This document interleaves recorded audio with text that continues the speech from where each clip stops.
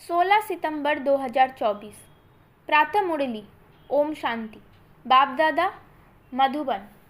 बाबा कहते हैं, मीठे बच्चे, ये वंडरफुल सत्संग है जहाँ तुम्हें जीते जी मरना सिखलाया जाता है। जीते जी मरने वाले ही हंस बनते हैं। प्रश्न, तुम बच्चों को अभी कौन सी एक फिक्रत है? उत्तर, हमें विनाश के पहले संपन्न बनना है। जो बच्चे ज्ञान और योग में मजबूत होते जाते हैं, उन्हें मनुष्य को देवता बनाने की हावी आदत होती जाती है। वह सर्विस के बिना रह ही नहीं सकते हैं। जिन्न की तरह भागते रहेंगे। सर्विस के साथ साथ स्वयं को भी संपन्न बनाने की चिंता होगी। ओम शांति। रूहानी बाप बैठ रूहानी बच्चों को समझाते हैं, रूह अब साकार में है और फिर प्रजापिता ब्रह्मा की संतान है क्योंकि अडॉप्ट किए हुए हैं। तुम्हारे लिए सब कहते हैं, ये भाई बहन बनाती है। बच्चों को बाप ने समझाया है, असूल में तुम आत्माएं भाई भाई हो। अब नई सृष्टि होती है तो पहले पहले ब्राह्मण चोटी चाहिए। तुम शूद्र थे, अभी ट्रांसफर हुए हो। ब्राह्मण भी तो चाहिए जरूर। प्रजापिता ब्रह्मा का नाम तो बाला है। इस हिसाब से तुम समझते हो, हम सब बच्चे भाई बहन ठहरे। जो भी अपने को ब्रह्मा कुमार कुमारी कहलाते हैं, वो जरूर भाई बहन ठहरे। सभी प्रजापिता ब्रह्मा की संतान है तो भाई बहन जरूर होना चाहिए। ये समझाना है बेसमझों को। बेसमझ भी है और फिर ब्लाइंड फेथ भी है। जिनकी पूजा करते हैं, फेथ रखते हैं, ये फलाना है, परंतु उसे जानते कुछ भी नहीं। लक्ष्मी नारायण की पूजा करते हैं, परंतु वो कब आए, कैसे बने, फिर कहाँ गए, कोई भी नहीं जानते। कोई भी मनुष्य नेहरू आदि को जानते हैं तो उन्हों की हिस्ट्री ज्योग्राफी का भी सब पता है। अगर बायोग्राफी को नहीं जानते तो वो क्या काम का। पूजा करते हैं परंतु उनकी जीवन कहानी को नहीं जानते। मनुष्यों की जीवन कहानी को तो जानते हैं, परंतु जो बड़े पास्ट हो गए हैं, उनकी एक की भी जीवन कहानी को नहीं जानते। शिव के कितने ढेर पुजारी है। पूजा करते हैं, फिर मुख से कह देते हैं, वो तो पत्थर भीतर में है, कण कण में है। क्या यह जीवन कहानी ठहरी? ये तो अकल की बात नहीं हुई। अपने को भी पतित कहते हैं। पतित अक्षर कितना फीट है। पतित माना भिखारी। तुम समझा सकते हो कि हम ब्रह्म कुमार कुमारी क्यों कहलाते हैं? क्योंकि ब्रह्मा की औलाद है और एडॉप्टेड है। हम कुक वंशावली नहीं, मुख वंशावली है। ब्राह्मण ब्राह्मणियां तो भाई बहन ठहरे ना, तो उनके आपस में क्रिमिनल आई हो ना सके। खराब ख्यालात मुख्य है ही काम के।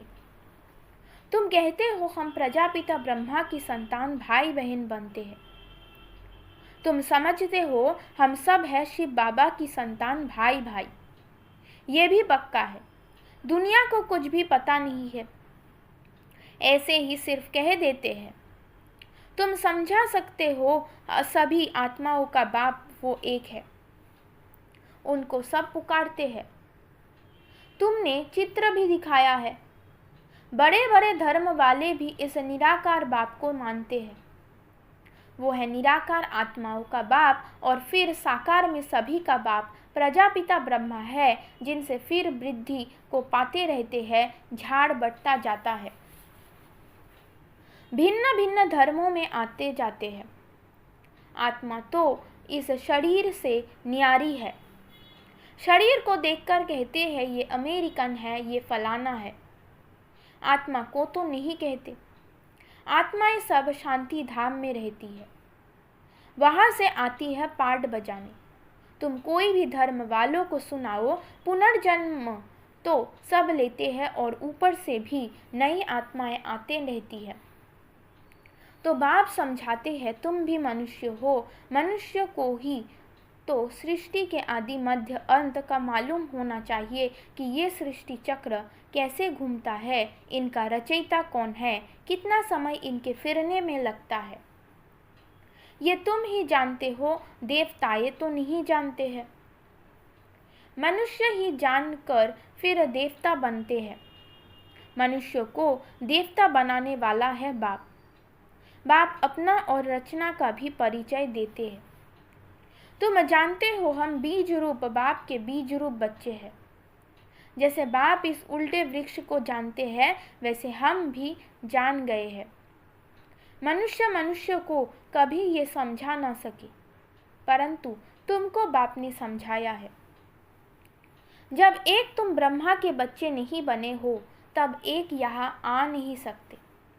जब तक पूरा कोर्स लेकर समझते नहीं है, तब तक तुम ब्राह्मणों की सभा में बैठा कैसे सकते। इसको इंद्र सभा भी कहते हैं। इंद्र कोई वो पानी की बरसात नहीं बरसाते हैं। इंद्र सभा कहा जाता है। परियां भी तुमको बनना है।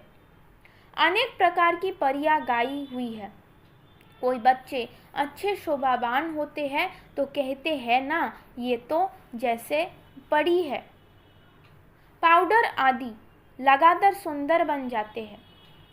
सतयुग में तुम बनते हो परिया परिजादे। अभी तुम ज्ञान सागर में ज्ञान स्नान करने से परिया देवी देवता बन जाते हो। तुम जानते हो हम क्या से क्या बन रहे हैं। जो सदा प्योर बाप है, सदा खूबसूरत है, वो मुसाफिर तुमको ऐसा बनाने के लिए सावरे तन में प्रवेश करते हैं। अब गोरा कौन बनावे? बाबा को बनाना पड़े ना। सृष्टि का चक्र तो फिरना है। अब तुमको गोरा बनना है। पढ़ाने वाला ज्ञान सागर एक ही बाप है। ज्ञान का सागर प्रेम का सागर है। उस बाप की जो महिमा गाई जाती है, वो लौकिक बाप की थोड़े ही हो सकती है। बेहद के बाप की ही महिमा है। उनको ही सब पुकारते हैं कि हमको ऐसी महिमा वाला आकार बनाओ। अभी तुम बन रहे हो ना नंबरवार पुरुषार्थ अनुसार। पढ़ाई से सब एक रस नहीं होते हैं। रात दिन का फर्क रहता है ना। तुम्हारे पास भी बहुत आएंगे। ब्राह्मण जरूर बनना है। फिर कोई अच्छी रीति पढ़ते हैं, कोई कम। जो पढ़ाई में सबसे अच्छा होगा तो दूसरों को भी पढ़ा सकेंगे। तुम समझ सकते हो, इतने कॉलेज निकालते रहते हैं। बाबा भी कहते हैं कॉलेज ऐसा बनाओ जो कोई भी समझ सके कि इस कॉलेज में रचता और रचना के आदि मध्य अंत का नॉलेज मिलता है। बाप भारत में ही आते हैं तो भारत में ही कॉलेज खुलते रहते हैं। आगे चल विदेश में भी खुलते जाएंगे। बहुत कॉलेज यूनिवर्सिटीज चाहिए ना, जहाँ बहुत आकार पढ़ेंगे। फिर जब पढ़ाई पूरी होगी तो देवी देवता धर्म में सब ट्रांसफ़र हो जाएंगे, अर्थात मनुष्य से देवता बन जाएंगे। तो मनुष्य से देवता बनते हो ना। गायन भी है मनुष्य से देवता की।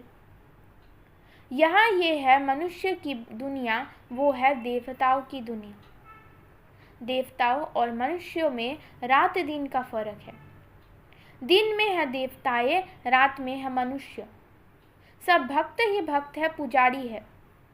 अभी तुम पुजारी से पूज्य बनते हो। सतयुग में शास्त्र भक्ति आदि का नाम नहीं होता है। वहाँ है सब देवता। मनुष्य होते हैं भक्त। मनुष्य ही फिर देवता बनते हैं। वो है देवी दुनिया, इसको कहा जाता है आसुरी दुनिया। राम राज्य और रावण राज्य। आगे तुम्हारी बुद्धि में ये थोड़े ही था कि रावण राज्य किसको कहा जाता है, रावण कब आया, कुछ भी पता नहीं था। कहते हैं लंका समुद्र में डूब गई। ऐसे ही फिर द्वारका के लिए भी कहते हैं। अभी तुम जानते हो ये सारी लंका डूबने की है, सारी दुनिया भी बेहद की लंका है। ये सब डूब जाएगी, पानी आ जाएगा। बाकी स्वर्ग कोई डूबता थोड़े ही है। कितना अथाह धन था।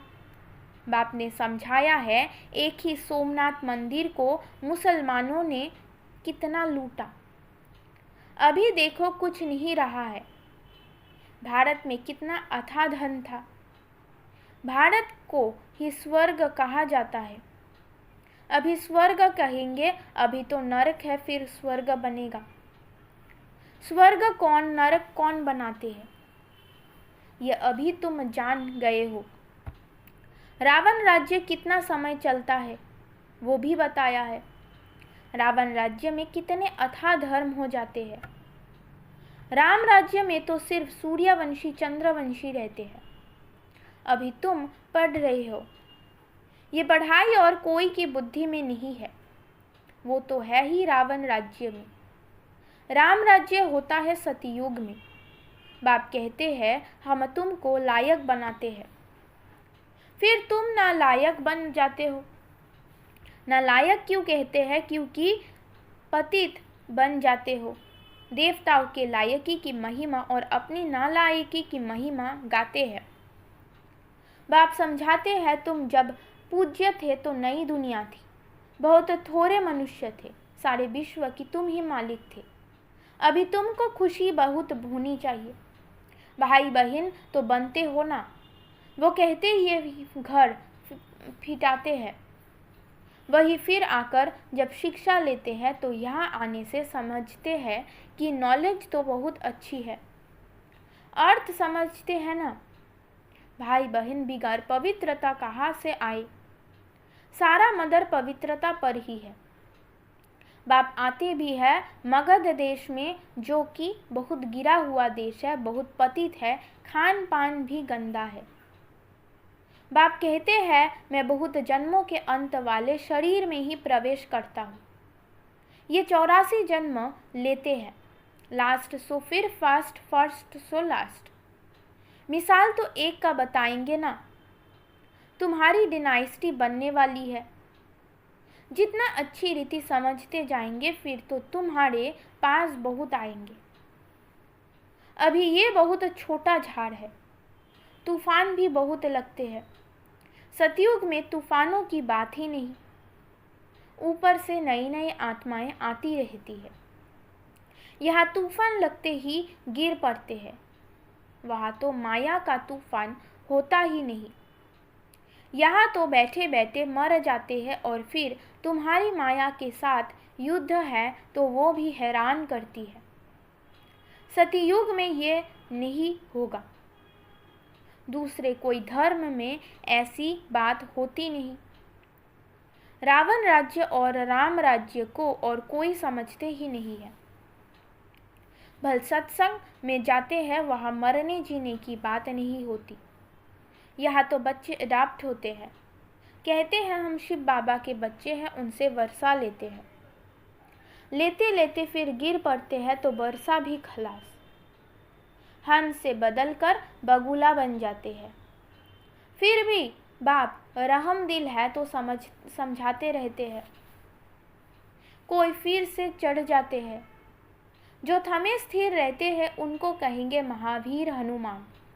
तुम हो महावीर महावीरनी, नंबरवार तो है ही। सबसे पहलवान में महावीर कहा जाता है। आदिदेव को भी महावीर कहते हैं, जिससे ये महावीर पैदा होते हैं जो विश्व पर राज्य करते हैं। नंबरवार पुरुषार्थ अनुसार रावण पर विजय पाने के लिए पुरुषार्थ करते रहते हैं। रावण है 5 विकार। ये तो समझ की बात है। अभी तुम्हारी बुद्धि का ताला बाप खोलते हैं, फिर ताला एकदम बंद हो जाता है। यहाँ भी ऐसे हैं जिनका ताला खुलता है तो वो जाकर सर्विस करते हैं। बाप कहते हैं जाकर सर्विस करो, गटर में जो पड़े हैं उनको निकालो। ऐसे नहीं कि तुम भी गटर में गिरो, तुम बाहर निकल औरों को भी निकालो। विषय वैतरणी नदी में अपरंपार दुख है। अभी अपरंपार सुखों में चलना है। जो अपरंपार सुख देते हैं उनकी महिमा गाई जाती है। रावण जो दुख देते हैं उनकी महिमा होगी क्या? रावण को कहा जाता है असुर। बाप कहते हैं तुम रावण राज्य में थे, अभी अपार सुख पाने के लिए तुम यहाँ आए हो। तुमको कितने अपार सुख मिलते हैं। खुशी कितनी रहनी चाहिए और खबरदार भी रहना चाहिए।